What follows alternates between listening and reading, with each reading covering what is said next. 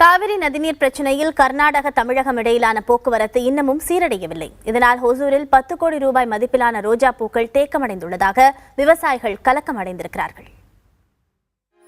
தமிழகத்தில் ரோஜா பூக்களை சாகுபடி செய்வதில் கிருஷ்ணகிரி மாவட்டம் முக்கிய இடம் வகிக்கிறது. கடல் மட்டத்தில் இருந்து 1500 அடி உயரத்தில் உள்ளதாலும் குறைந்த தட்பவெப்பநிலை நிலவுவதாலும் ஓசூர் பகுதியில் ரோஜா உள்ளிட்ட வண்ணமிகு மலர்கள் அதிக அளவில் சாகுபடி செய்யப்படுகின்றன. 5000 ஏக்கரில் திறந்த வெளியிலும் பசுமை குடில்கள் அமைத்தும் ஆயிரக்கணக்கான விவசாயிகள் மலர் சாகுபடியில் ஈடுபட்டுள்ளனர்.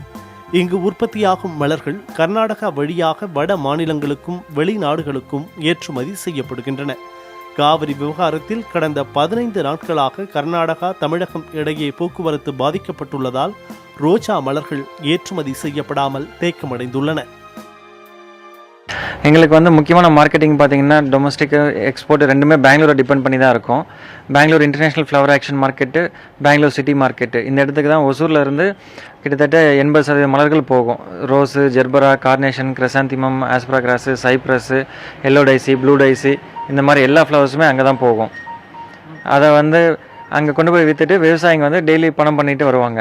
இப்போ என்னாச்சுன்னா கடந்த 10 நாளாக காவிரி பிரச்சனையினால் அங்கே போக முடியல. பூவை எடுத்துகிட்டு 10 to 15 15 கோடி லாஸ் இருக்குது விவசாயக்காரங்களுக்கு. இங்கே மேக்ஸிமம் ஒரு 250 விவசாயக்காரங்க இருக்காங்க. அவங்க இப்போது லோன் கூட கட்ட முடியாது, அவ்வளோ லாஸ் இருக்குது சார்.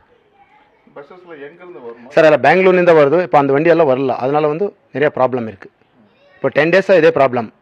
ஸ்ட்ரைக்னால் நிறைய லாஸ் விவசாயக்காரங்களுக்கு. பூவெல்லாம் போக முடியல. இப்போ நாங்களே பூ வலிச்சு நாங்கள் வச்சுக்க முடியாது, பார்சல் போட்டால் தான் போகுது. போக்குவரத்து பாதிப்பால் சுமார் 10 கோடி ரூபாய் வரையில் ஓசூர் பகுதியில் மலர்கள் தேக்கமடைந்துள்ளன. இந்த நிலை நீடித்தால் விவசாய தொழிலாளர்கள் பெரிதும் பாதிக்கப்படுவர் என்கின்றனர் மலர் ஏற்றுமதியாளர்கள். கர்நாடகா ரெஜிஸ்ட்ரேஷன் இருக்க வண்டியை கொண்டு போகணுன்னா 1000 ரூபாய் வாடகைக்கு 5000 ரூபாய் வாடகை கேட்குறாங்க. அதுவும் விவசாயிகளுக்கு லாஸ் ஆகிட்டுருக்கு. அதே மாதிரி இங்கே பெங்களூர் பகுதியிலேருந்து அதிகமாக டெல்லிக்கு ஃப்ளைட் மூலமாக பூ அனுப்புவாங்க. ஒரு நாளைக்கு கிட்டத்தட்ட ஒரு 10 டன் வரைக்கும் பூ ஏற்றுவாங்க.